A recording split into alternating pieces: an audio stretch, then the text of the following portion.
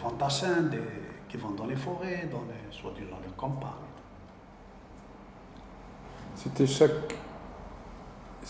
Chacun avait des directions différentes. Ce sont des secteurs d'évolution, des secteurs privés, bien étudiés, quoi. Il y avait tous les corps français. Tout. Il y avait la SAS là, qui a été créée. C'est-à-dire, c'est une administration, soi-disant une administration. Son rôle, c'était soi-disant, une administration pour les civils, ceux qui ont des problèmes et tout ça. Mais qu'est-ce qu'ils ont fait? Tous les villages, ils les ont entourés de barbelés,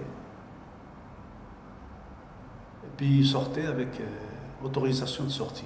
Pour franchir le barbelé, sortir, aller faire ses courses. Quand ils rentrent, il faut qu'on le fouille. Mais tous les habitants étaient encerclés par le barbelé. Et la notion de l'indigène était intense à ce moment-là. Ah, il n'y avait plus d'indigènes.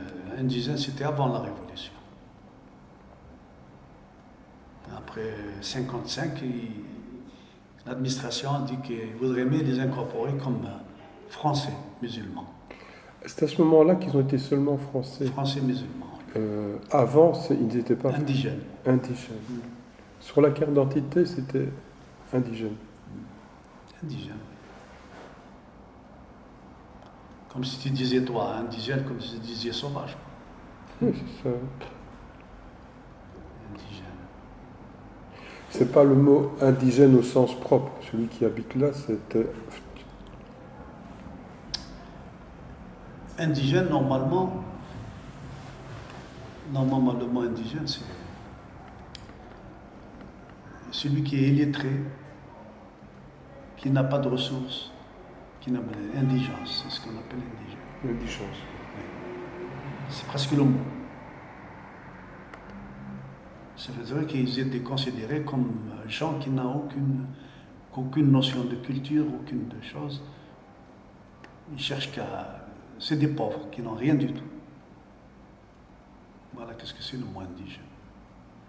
Puis après, ils se sont repris en disant, on va mettre France et musulmans. Il y a des gens qui expulsaient d'Algérie vers la France. Pourquoi faire? Pourquoi faire? Eh bien, il est indésirable en Algérie parce qu'il est dangereux pour l'ordre public. Oui. On l'envoie à Paris. En France, dans Afres, je ne sais pas. Dans des prisons françaises en France. Il est déporté de Champigny là-bas. Même marié ou pas, s'il part. Ils s'en foutent pas mal. Indésirable, allez, vite. On lui fait un dossier, il embarque dans le bateau. On le fait embarquer. Je connais plusieurs qui ont subi comme ça. Ils sont restés jusqu'à l'indépendance. Ils les ont libérés, ils sont revenus chez eux. Il y en a qui ont été prisonniers très longtemps en France. Très longtemps, bien sûr. Ça dépend quelle année.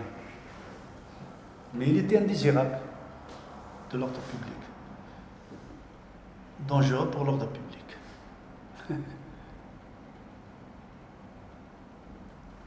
Ils ont utilisé toutes les astuces.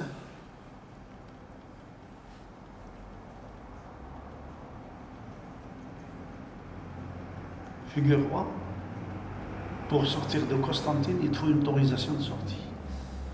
Pour sortir de la grande ville. Il faut aller à la gendarmerie, tu fais un laissez-passer, et dans les contrôles, il faut le montrer, le présenter. Comme quoi que tu voyages d'un quart d'une ville à l'autre. C'est vrai. Il faut un laissez-passer. Et automatiquement, quand vous alliez dans l'autre ville, vous deviez vous présenter quelque part? Non, c'est le contrôle. Vous devez avoir le laissez-passer. Entrée, sortie. Voilà. Quand vous rentrez, ça va. Vous sortez d'une ville pour aller à une autre, il faut un laissez-passer.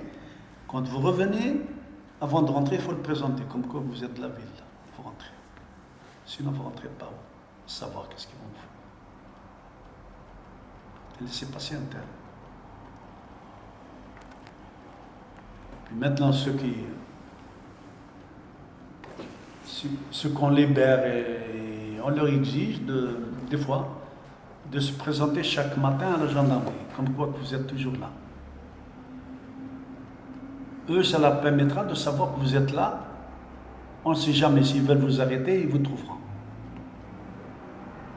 Si vous ne vous présentez pas, vous êtes hors la loi. À ne pas se présenter était déjà... Hors la loi. Il faut se présenter à la gendarmerie chaque matin. Vous signez, comme quoi vous êtes présent à l'appel. Ah oui. Ils vous font ça chaque jour, après un mois, une fois par semaine. Puis après un mois, peut-être ils vont plus vous exiger ça. Tu sais, ils ont fait toutes les astuces. Hein. Ils ont mis au point tout ce qu'il fallait. Toutes les subtilités. Et en définitive, qu'est-ce qu'ils ont gagné? Ils n'ont rien gagné parce qu'un peuple qui veut son indépendance, être libre, il arrivera, même 10 ans, 15 ans. Les Palestiniens arriveront même jusqu'au dernier.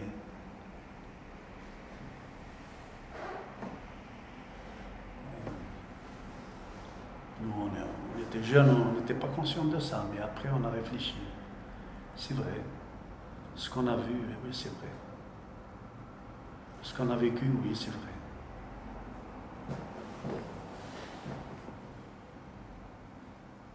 Oh là là.